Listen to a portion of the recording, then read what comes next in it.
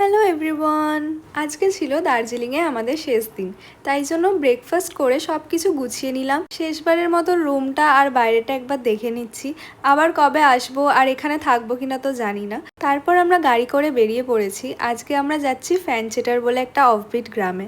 গ্রামটা এতটাই অফবিট আর রিমোট এরিয়াতে যে সেখানে কোনো দোকান বাজার কিছুই নেই, আর রাস্তাটা তো খুবই খারাপ ছিল। 3 ঘন্টা দার্জিলিং থেকে এই খারাপ রাস্তা দিয়ে যাওয়ার পর ফাইনালি আমরা ফ্যানচেটার বাজারে পৌঁছে গেছি।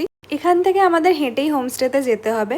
এতটাই রাস্তা খারাপ, গাড়ি তো দূরের কথা, হেঁটে যেতেও খুবই প্রবলেম হয়েছে আমাদের। আর পাহাড়ি কুকুর তো প্রত্যেকটাই এত সুন্দর হয় আর এত ফ্রেন্ডলি হয় যে সবাইকে দেখেই ওরা চলে আসে। এই ঝর্ণাটাকে ঘিরে দুদিকেই হলো গ্রামটা।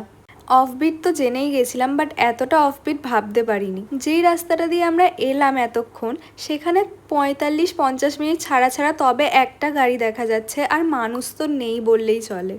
এই ঝর্ণাটার সামনেই আমাদের হোমস্টেটা। আমরা হোমস্টেতে পৌঁছেই আগেই ঝর্ণার কাছে চলে এসেছি। এই দুজন এখানে বসে বসে ফিশিং করছে আর অনেক মাছও ধরেছে, আর আমি এখানে পা ডুবিয়ে জলে বসে আছি। ঝর্ণার জল বলে জলটা খুবই ঠান্ডা, কিন্তু তাও খুব ভালো লাগছে পা ডোবাতে। জলের স্রোতটা আজকে খুবই বেশি। রাত্রির দিকে আমরা করেছিলাম বনফায়ার। এই ঠান্ডা ওয়েদারে বনফায়ার আর সামনেই ঝর্ণা, আমার জন্য এটা ছিল একটা লাইফ টাইম এক্সপিরিয়েন্স।